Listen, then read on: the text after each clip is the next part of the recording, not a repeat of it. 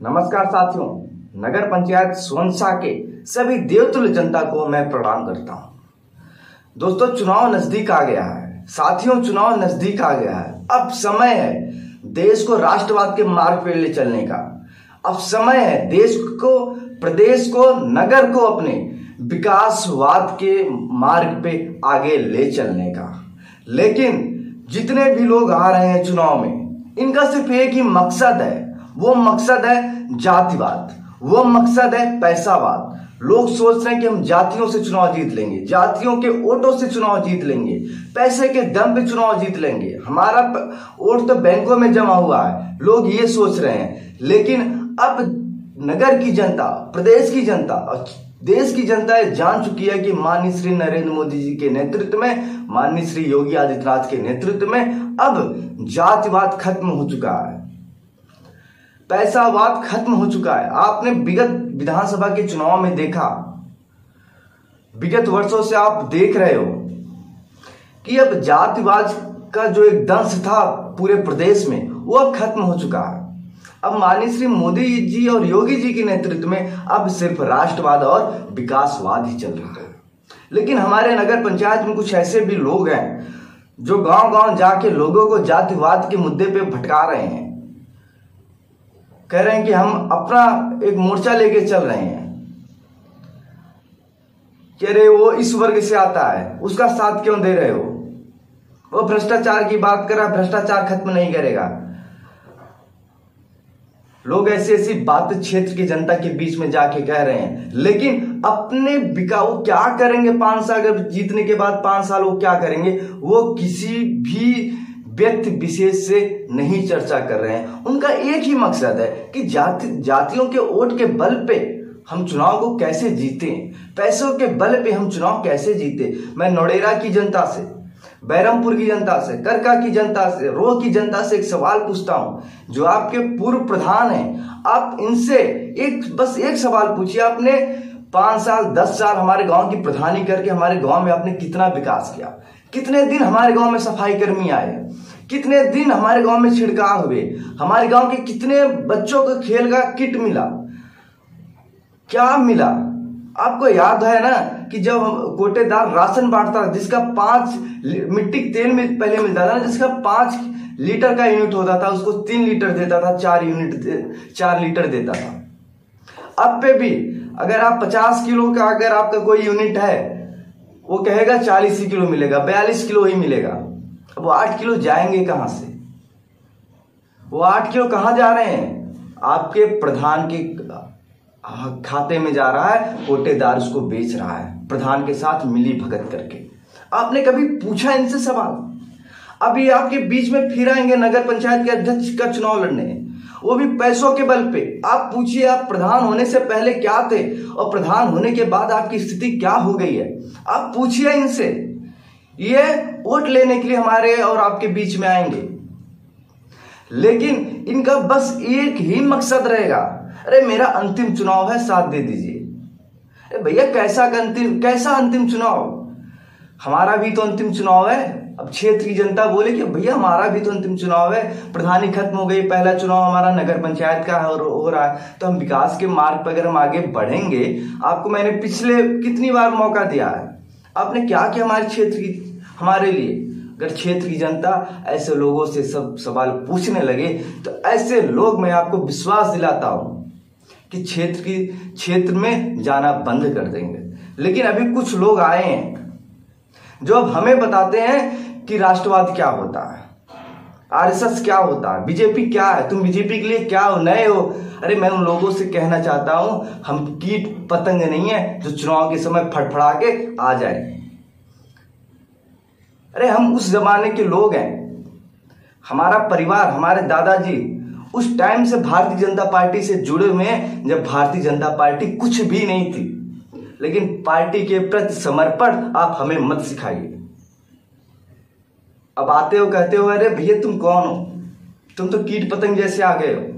भैया हम कीट पतंग वाले लोग नहीं है कि ये विधायक आ जाए हम इसके पीछे घूम जाए, ये विधायक आ जाए हम इसके पीछे घूम जाए। वो आप लोग हो,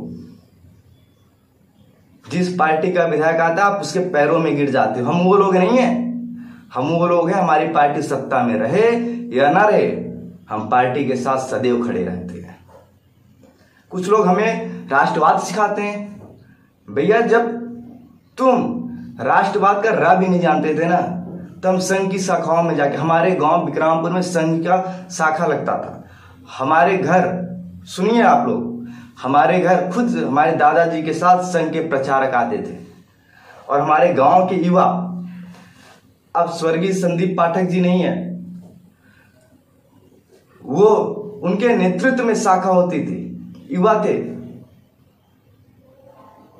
हमारे गांव के लोग, हमारे बड़े भैया स्वतंत्र मिश्रा और संदीप पाठक नागपुर जाके संघ की ट्रेनिंग लेकर आए हैं। अब आप हमें बताओगे कि राष्ट्रवाद क्या होता है, संघ की शाखा क्या होती है? हम छोटे छोटे थे, हमें याद है, प्रचारक जी आते थे, कहते थे चलो शाखा में, हमें ले जाते थे। हमारे गांव के बाग में संघ की शाखा लगती थी, हम सभी गांव के छोटे छोटे बच्चे जाते थे। अब पे भी जाता हूं संघ की शाखाओं में, लेकिन हम वो लोग नहीं हैं, हम वो लोग नहीं है जो संघ से जुड़े हों, भारतीय जनता पार्टी से जुड़े हों, दूसरे पार्टी का विधायक है उसके पीछे लग जाए। ये शोभा नहीं देती। अब हमें यार बताते हो कि कीट पतंग जैसे आ गए हैं। अब सुनिए, आप हमारे यार इतिहास सुन लीजिए, लेकिन बताना नहीं चाहता। पार्टी सत्ता में हो या ना हो, पार्टी के लिए काम करते हैं, पार्टी के पक्ष में हर एक जगह मजबूती के साथ खड़े रहते हैं। मैं इतना विश्वास दिलाता हूं, अगर पूरे नगर पंचायत में अगर कोई भारतीय जनता पार्टी को वोट ना दे, लेकिन हमारे परिवार का एक वोट से, जितने एक एक वोट हमारे परिवार का भारतीय जनता पार्टी को जाएगा। हम वो दल बदलू लोग नहीं है कि आज हमारे धीरज भैया विधायक जी हैं तो विधायक जी के साथ चले आए, शिवाकांत ओझा विधायक हैं तो हम शिवाकांत ओझा के साथ चले आए, आज आर के वर्मा भारतीय जनता पार्टी में चले आए तो हम भारतीय जनता पार्टी में चले आए। हम वो लोग नहीं है। हम वो लोग हैं जो शुरू से लेकर अंत तक पार्टी के लिए जीते हैं, पार्टी के लिए काम करते हैं और पार्टी के लिए सब कुछ न्यौछावर कर देते हैं। जहां पार्टी की बात आती है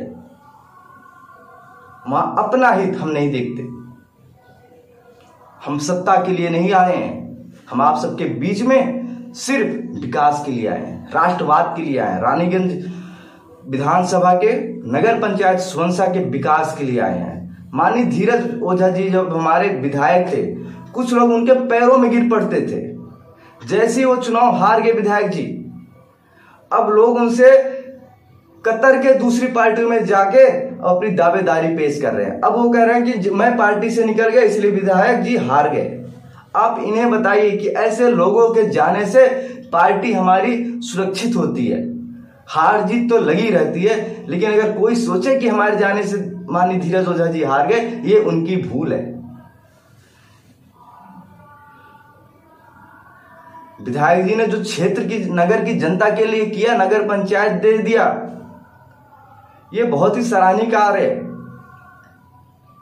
माननीय विधायक जी द्वारा हमारे क्षेत्र में बहुत सारे कार्य किए गए, लेकिन कुछ दल बदलू लोग जो 5 साल बसपा में रहेंगे, 10 साल बसपा में रहेंगे, 10 साल सपा में रहेंगे, फिर आगे भाजपा में आ जाएंगे, ऐसे लोग ही पार्टी को हमारी बदनाम कर दिए हैं और आज भारतीय जनता पार्टी के सबसे बड़े नेता मानते हैं वो अपने आप को। इसीलिए अपनी क्षेत्र की जनता से, अपनी नगर की जनता से मैं गुजारिश करता हूं, ऐसे दल बदलू लोग, ऐसे स्वार्थी लोग, ऐसे भ्रष्टाचारी और दलाली लोग जब ये सत्ता में होते हैं, जब 10 साल 15 साल सत्ता में होते हैं, बस अपने स्वार्थ के, अपने जेब भरने के लिए, अपना घर मकान बनाने के लिए ही एक विधायक के पीछे भागते हैं।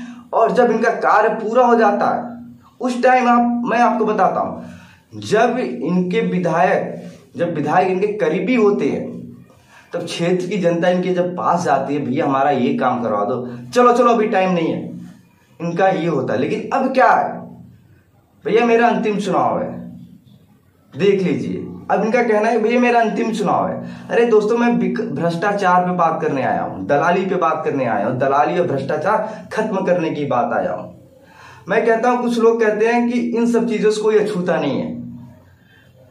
मैं चैलेंज के साथ कहता हूं, अगर हमारे परिवार पे कोई भ्रष्टाचार है, दलाली का एक भी आरोप लगा दे, नगर पंचायत अध्यक्ष पद का जो दावेदार अपने आप को मैं आप सबके सामने प्रस्तुत कर रहा हूं वो बंद कर दूंगा।